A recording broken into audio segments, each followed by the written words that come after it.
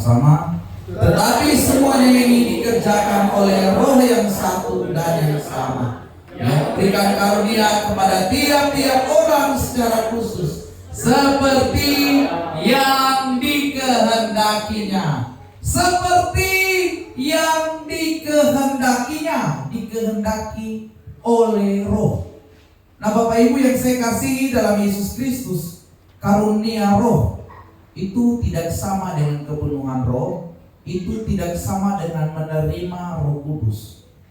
Kita sudah menerima Roh Kudus, amin. Efesus pasal 1 ayat 13 katakan ketika kita percaya kepada Yesus, Yesus memberikan kita jaminan untuk ada dalam pimpinan Roh Kudus. Yesus berkata dalam Yohanes pasal 14 ayat 16, sebelum ia meninggalkan para murid dan meninggalkan orang-orang percaya pada waktu itu, Yesus berkata bahwa aku akan meminta kepada Bapa dan ia akan memberikan kepadamu seorang penolong yang lain, supaya ia menyertai kamu selama-lamanya. Penolong itu yakni Roh Kudus dimeteraikan dalam hidup kita ketika percaya.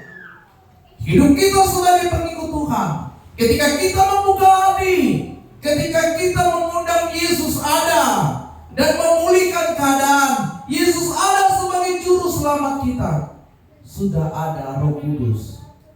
Dan itu yang Alkitab katakan. Dan salah satu ciri orang percaya, atau salah satu ciri para murid ketika mereka dipenuhi Roh Kudus, di dalam Kisah Rasul pasal 2, hidup mereka seutuhnya dipimpin oleh Roh. Mereka setelah menerima Roh Kudus, kondisi mereka, hati dan pikirannya menyebabkan mereka ada dalam sebuah kegerakan untuk memberitakan kebenaran, menceritakan Yesus. Roh Kudus ada untuk memperlengkapi kita, orang percaya. Roh Kudus memberikan karunia. Dalam teks aslinya dikatakan karisma, atau itu pemberian cuma-cuma. Dikerjakan sesuai tadi kata Alkitab, yang dikehendakinya, dikehendaki oleh Tuhan. Nah, Bapak Ibu yang saya kasih dalam Yesus Kristus, karunia Roh itu, saya mau katakan bahwa adalah sebuah kecakapan yang diberikan oleh Tuhan, dan itu disalurkan melalui Roh Kudus untuk sebuah pembangunan tubuh Kristus, atau pembangunan kesatuan anggota tubuh Kristus. Karunia Roh, tadi kata firman Tuhan, itu diberikan sesuai dengan kehendaknya. Karunia Roh itu bukan upah. Tapi ketika kita sudah lahir baru, kita sudah menerima dan mengundang Yesus, maka hidup kita akan diperlengkapi untuk sebuah pelayanan di dalam dan di luar gereja. Kita akan menjadi saksi Tuhan yang efektif. Dan seperti pembacaan yang telah kita baca bersama-sama, ada karunia yang Roh Kudus berikan. 1 Korintus pasal 12 ayat 1 sampai 11 mencatat ada 9 karunia. Yang pertama, karunia berkata-kata dengan hikmat, ayat 8a. Karunia berkata-kata dengan pengetahuan. Bahkan ada juga karunia iman, karunia penyembuhan, karunia mengerjakan mujizat, karunia untuk nubuatan, membedakan macam-macam roh, bahkan bahasa roh atau bahasa lidah. Roh di situ dikatakan roh kecil. Perhatikan tulisan, bukan roh besar ya. Jadi bukan bahasa Roh Kudus tapi bahasa roh. Dalam terjemahan lain glossolalia itu artinya bahasa lidah. Dan ada juga yang namanya karunia menafsir bahasa roh, ayat 10 bagian yang terakhir. Ini 9 karunia yang jemaat Korintus punyai. Tapi ada juga karunia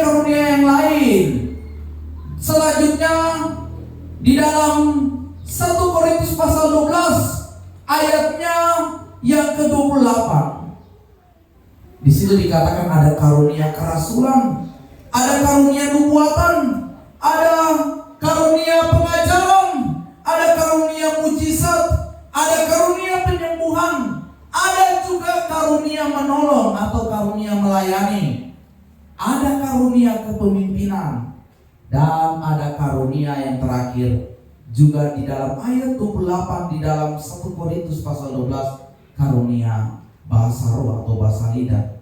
Lebih jauh lagi, dalam Efesus pasal 4 ayatnya yang ke-11 ada 5 karunia. Yang pertama karunia kerasulan, karunia kenabian atau nubuatan, karunia penginjilan, ada karunia penggembalaan, ada juga karunia pengajaran. Ini rupa-rupa karunia yang diberikan oleh Roh Kudus. Dan di dalam Roma pasal 12 ayat 6 sampai 8 juga mencatat ada 7 karunia. Karunia nubuatan, ada karunia pelayanan. Jadi melayani itu juga karunia. Ada karunia pengajaran, ada karunia menasihati, ada juga karunia memberi, ada karunia memimpin, dan ada karunia belas kasih atau kemurahan. Ini rupa-rupa karunia yang Alkitab catat. Dan di dalam perkembangan kehidupan kekristenan, Roh Kudus semakin memperlengkapi kita orang percaya dengan berbagai macam karunia guna sebuah tujuan yang indah dan mulia, yakni supaya firman Tuhan tadi katakan dalam ayat 4 sampai ayat 6, adanya kesatuan. Kalau saat ini mungkin tidak tercatat dalam Alkitab, ini pemain musik sudah datang. Rupanya ada juga karunia bermain musik ya. Tidak semua orang bisa bermain musik di gereja, memainkan musik gereja dengan indah. Ada yang mungkin pintar bermain musik di luar sana, tapi ketika masuk dalam gereja, lantunan permainan alunan musiknya itu berbeda ya. Karunia memuji Tuhan, menyembah ya. Karunia menolong, karunia apa? Mengatur sound systemnya. Ya, karunia apa lagi? Karunia menerima ya. Menerima sebagai asal ya. Jadi orang datang lihat wajahnya, waduh sukacita sekali. Bapak, saya suka datang ke gereja Bapak karena pemimpin pujiannya ya, terlebih khusus waktu saya datang ijab gereja ya, penerima tamunya itu senyumannya luar biasa ya. Pokoknya ketemu dia hati itu ademnya, damai ya. Ini saya percaya adalah sebuah karunia. Dan macam-macam karunia yang Tuhan berikan. Dalam perjanjian lama pun kalau kita baca dalam Kisah, pada waktu Yesaya memberikan nubuatannya bagi bangsa Israel, ada karunia, nanti kita bisa lihat di dalam Yesaya pasal 9. Sudah ada karunia sejak yang mana Tuhan memilih umatnya. Dan hari ini kita adalah umat pilihan Tuhan. Tuhan juga memperlengkapi kita dengan karunia. Dan dengan tujuan Alkitab katakan supaya ada kesatuan. Ada rupa-rupa karunia ayat 4 dalam pembacaan kita. Tapi satu roh. Ada rupa-rupa pelayanan tetapi satu Tuhan. Dan ada berbagai-bagai perbuatan ajaib, tetapi Allah adalah satu yang mengerjakannya dalam semua orang. Kesatuan di dalam pelayanan, kesatuan di dalam rupa-rupa karunia ini sangat ditekankan untuk jemaat di Korintus yang mengalami banyak masalah. Kita baca konteksnya, kalau kita lihat mulai kita baca 1 Korintus pasal 1, kita sudah temukan ada masalah. Di ayatnya yang ke-10 hingga 17, ada masalah perpecahan, ada masalah perselisihan di pasal 3, ada masalah kesombongan. Padahal jemaat di Korintus diperlengkapi Tuhan melalui kuasanya Roh Kudus dengan berbagai macam rupa karunia.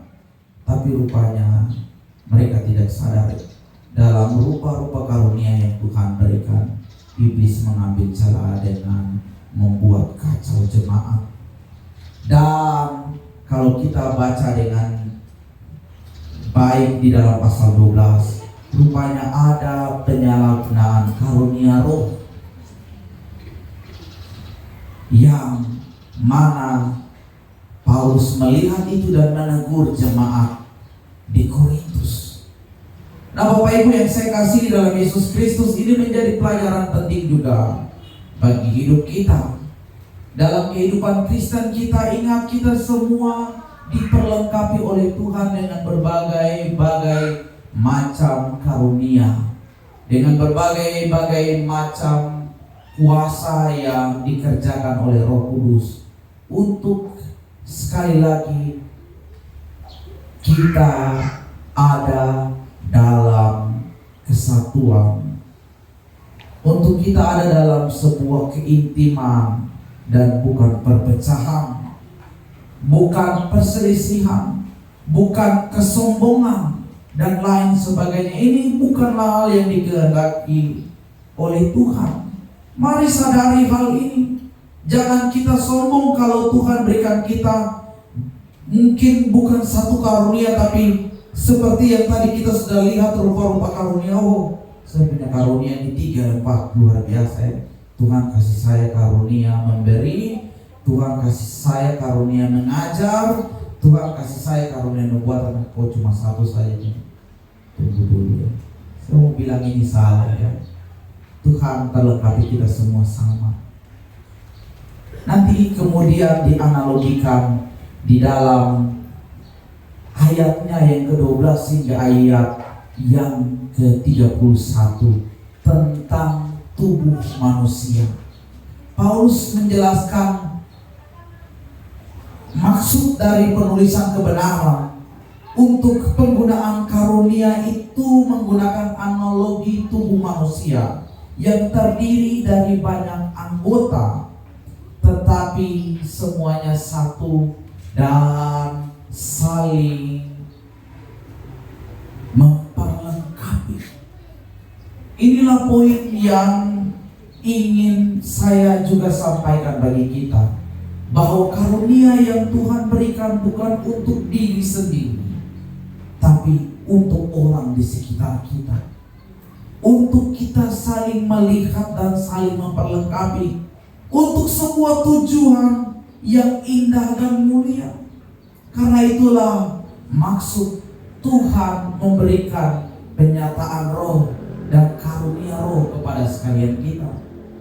Mungkin tidak semua kita di sini pintar main musik. Ada 1, 2, 3 ya. Nanti tambah lagi. Itu semuanya kita pakai ya. Kemudian itu dikolaborasikan menjadi sebuah lantunan pujian yang indah ketika para pemain musik yang bersatu ya. Kalau alat-alat musik sudah lengkap seperti dulu di gereja lama ya, kemudian kita satu dan melantunkan pujian dengan indah ya. Pujian, nyanyian, kita merasakan kehadiran Tuhan dengan hebat ya. Karena ada pujian yang indah, karena ada musik yang indah ya. Bukan saya berkata satu musik ini juga pujiannya tidak indah, ini musik juga indah ya, pujiannya baik. Tapi kalau kita lebih lagi saling memperlengkapi, kalau kita ingat ada kesatuan, Tuhan akan menyatakan yang terbaik untuk hidup kita. Tuhan akan lebih lagi memperlengkapi kita dengan rupa-rupa karunia, dengan berbagai-bagai macam penyataan roh. Dan sekali lagi, untuk adanya sebuah kesatuan dan untuk Tuhan dipermuliakan, untuk Tuhan disanjung, dan untuk menceritakan akan kebesaran Tuhan. Dan Tuhan itu hebat dan dahsyat, Tuhan itu luar biasa. Jangan sampai kita menyalahgunakan karunia ya. Atau jangan kita berpikir, oh dia yang punya karunia berdoa ya, karunia beriman saja itu yang punya karunia. Tidak, umat Tuhan, kita semua dikaruniai Tuhan dengan cara dan kehendaknya di tiap pribadi kita masing-masing.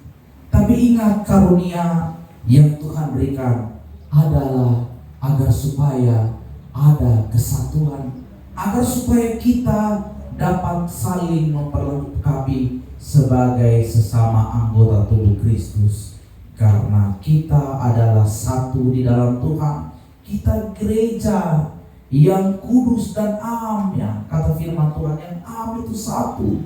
Jadi mari kita jaga karunia, jaga kesatuan, dan jaga kekompakan. Kita saling memperlengkapi, kita saling memperhatikan, dan dianalogikan di dalam 1 Korintus pasal 12, jikalau ada yang lemah itu kita tolong. Artinya ada yang kekurangan, yang mungkin karunianya tidak sama dengan kita. Mari kita memperlengkapi dengan apa yang kita miliki, sehingga kita mencerminkan Kristus.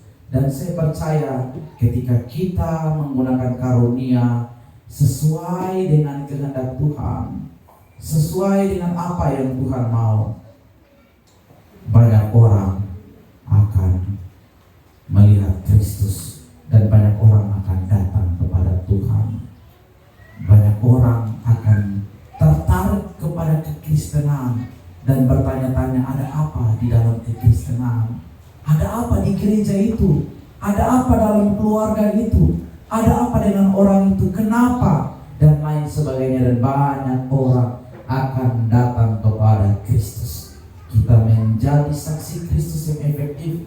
Kita menjadi saksi Kristus yang menggenapi apa yang menjadi perintah Tuhan di dalam Matius pasal 28, yakni kita menjadi saksi bagi banyak orang, memberitakan Injil, karena kita menggunakan karunia yang Tuhan percayakan dengan tepat dan dengan benar, dan kita menjaga kesatuan serta kita saling memperlengkapi. Ini kebenaran-kebenaran yang ingin saya bagikan, ingin saya sampaikan, dan ingin supaya kita pahami, kekasih-kekasih Tuhan. Sekali lagi, ingat, Tuhan sudah memperlengkapi kita masing-masing dengan karunia-Nya. Karunia diberikan di dalam ayat 11 kepada tiap-tiap orang secara khusus, sesuai seperti yang dikehendakinya. Jangan kita menyalahgunakan karunia untuk kepentingan yang salah, tapi biarlah kita mempergunakan karunia untuk kepentingan tubuh Kristus. Tuhan memberkati kita dengan kebenaran firman-Nya.